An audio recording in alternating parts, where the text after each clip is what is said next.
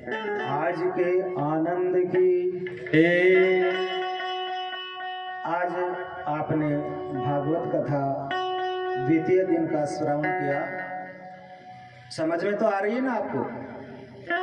बहुत सुंदर, बहुत आनंद आ रहा है। आज हम अपने राम आपको गौ कथा श्रवण कराएंगे। आपने भागवत कथा तो बहुत सुनी होगी, राम कथा भी बहुत सुनी होगी। क्या आपने कभी गौ कथा सुनी है? हाथ खड़ा करें, कितने लोगों ने गौ कथा श्रवण करी होगी? सुनी है? गौ कथा हुई है जी। बहुत सुंदर, बहुत दिव्य। ये कथा कुछ लोगों के मन में कुछ भ्रांतियां होगी कि गौ कथा हमने नाम पहली बार सुना है, जबकि गौ कथा बहुत पुरानी कथा है महाराज। वराह पुराण में इसका प्रमाण आता है। तो आज हम उसी भागवत कथा और वराह पुराण के द्वारा निकली हुई गौ कथा इसका श्रवण करेंगे। लेकिन कोई भी कथा सुनने से पहले 2 बार प्रभु के पावन नामों का कीर्तन किया जाता है। कीर्तन करने से मन और वाणी पवित्र होती है, क्योंकि हमारा चंचल चलायमान चित्त इधर उधर न भटके, इसके लिए कीर्तन करना परम आवश्यक है। सभी प्रेम से, बड़े भाव से कीर्तन करेंगे।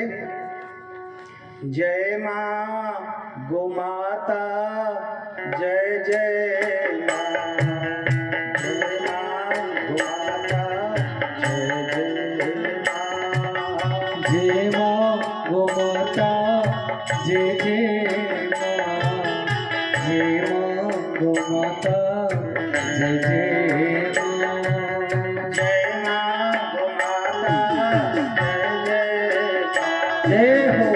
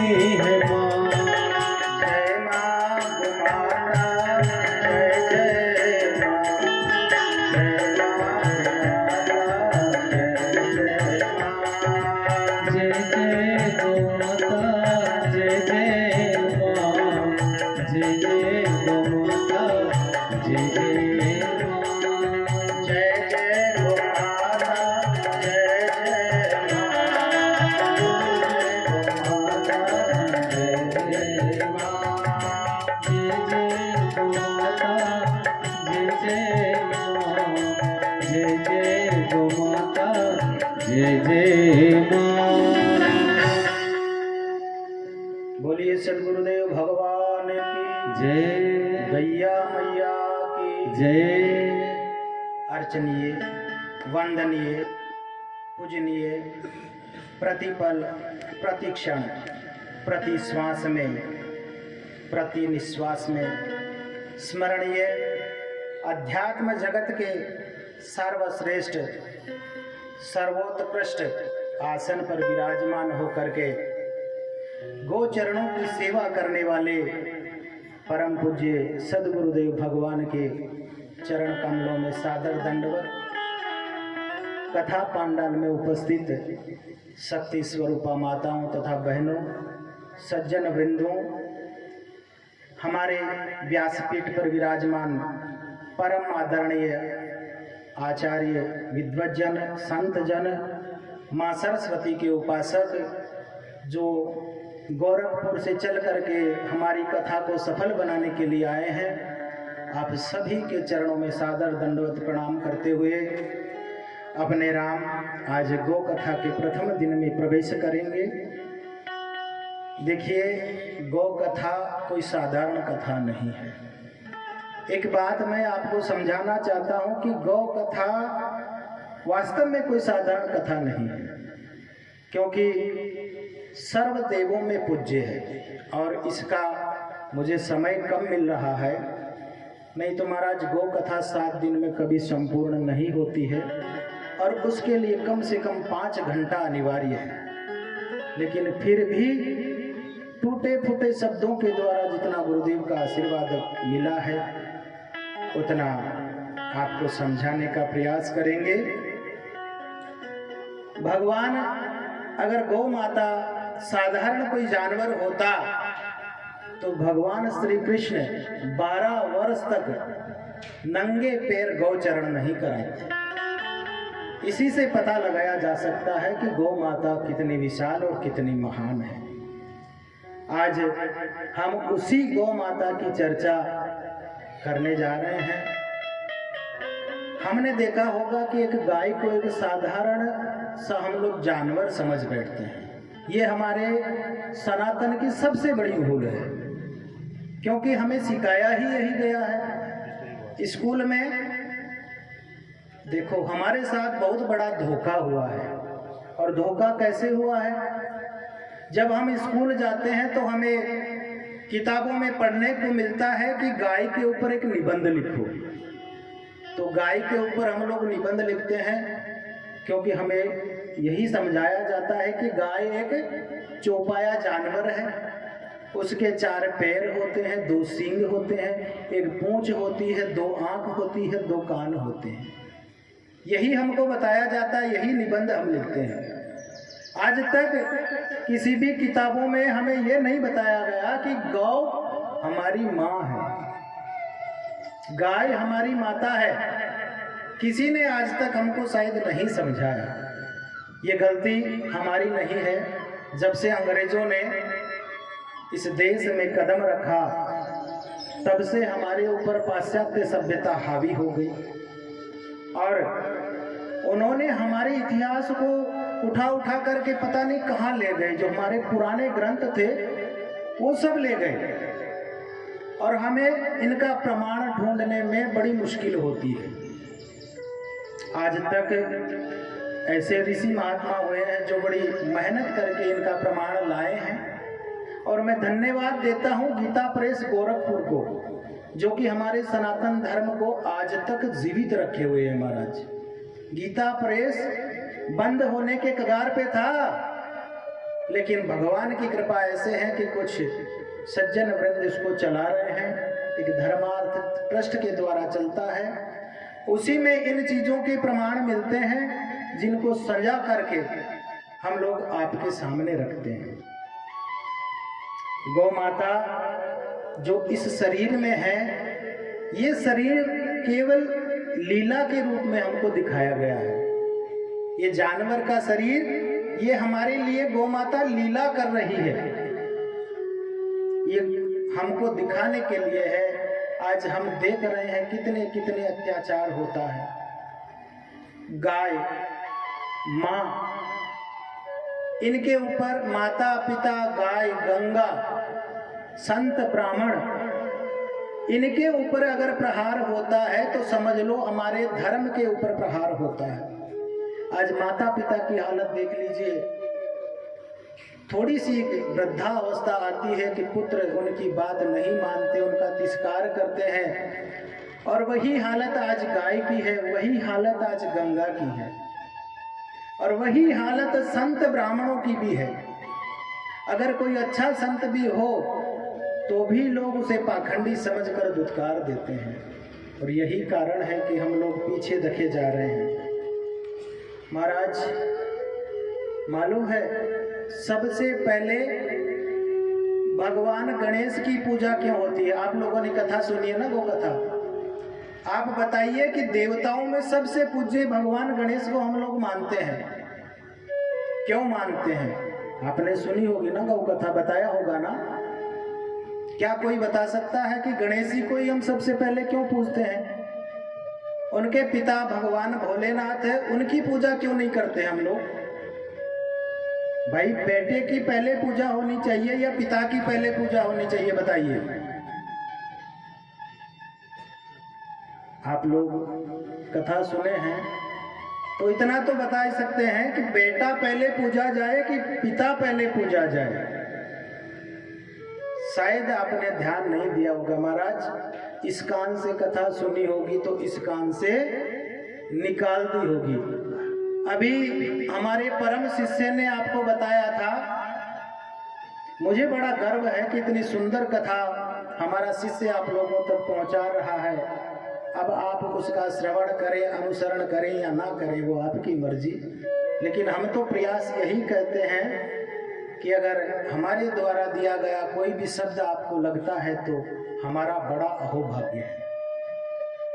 उन्होंने बताया कि एक मूर्ति थी जो एक 500 रुपए की थी और एक 5 लाख रुपए की थी। वही कारण है शायद।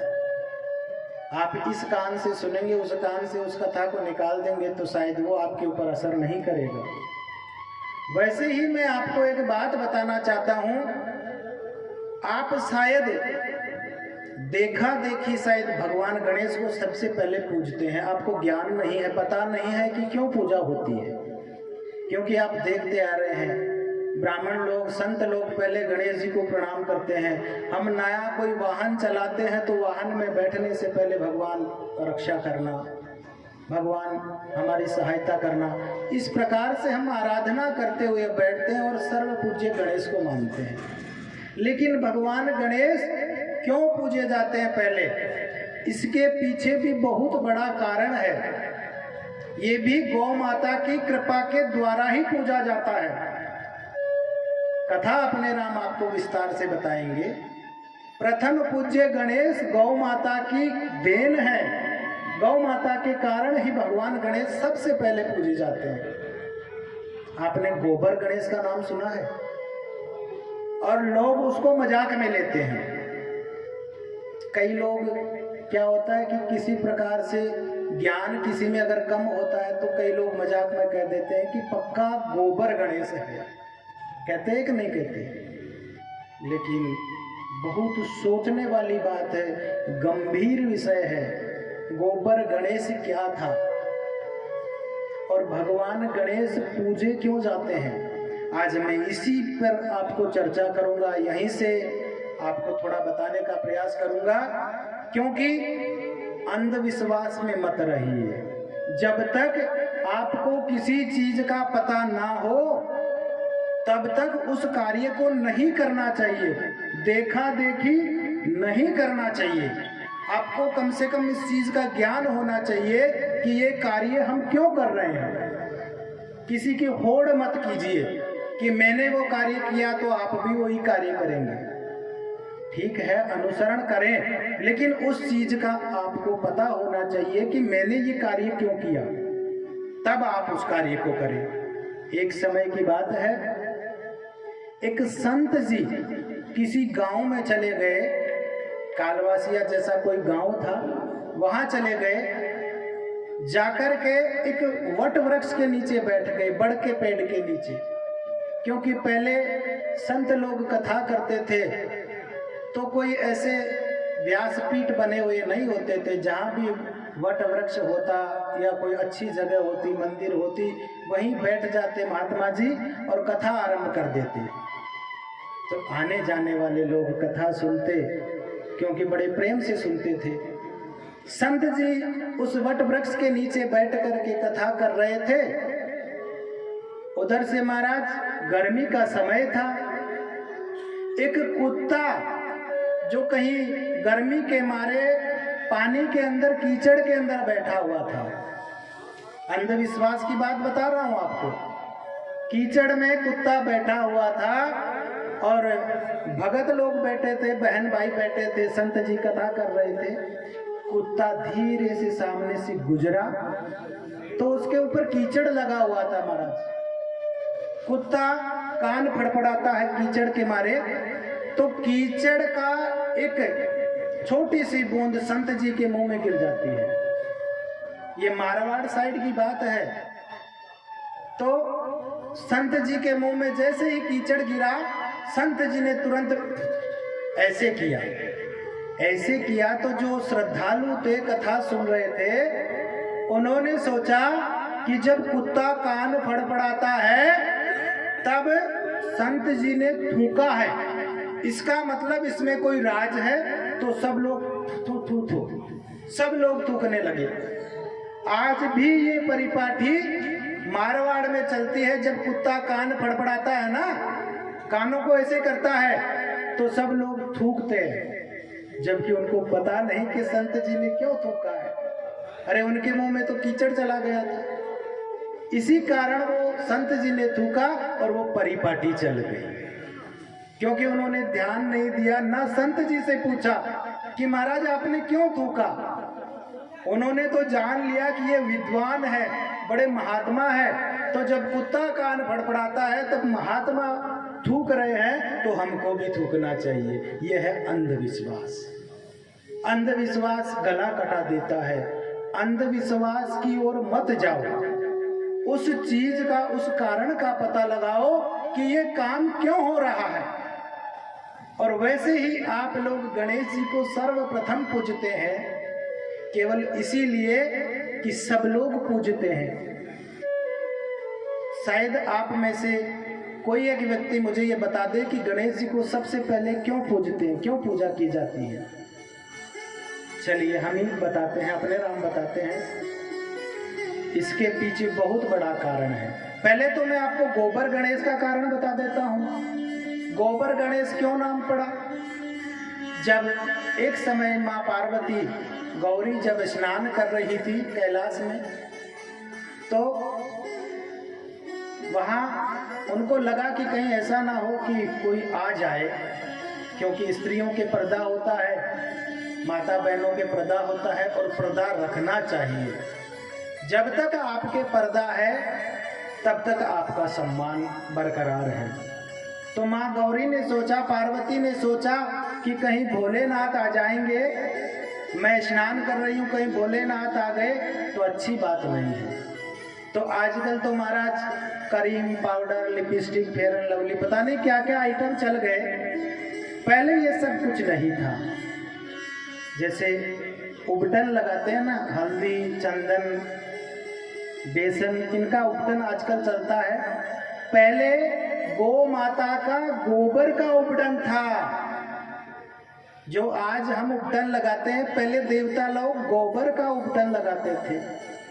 गौ माता ने उपटन लगा रखा था। जब स्नान करने वाली थी तो उस उपटन को उतार उतार करके उसने एक छोटा पुतला बना लिया और उस पुतले में प्राण फूंक दिए। जैसे अभी मूर्तियों में प्राण प्रतिष्ठा होने जा रही है ना, उसी प्रकार से उस उपटन में गोबर का जो उपटन था उसमें प्राण प्रतिष्ठा कर दी और उसको सजीवित कर दिया और उसे कहा कि तू आज से मेरा पुत्र है और तू, मैं जो कहता हूं पुत्र, वो काम तुमको करना है। तो तू द्वार पे बैठ जा और भोलेनाथ आए तो उनको अंदर मत आने देना। जय श्री राम।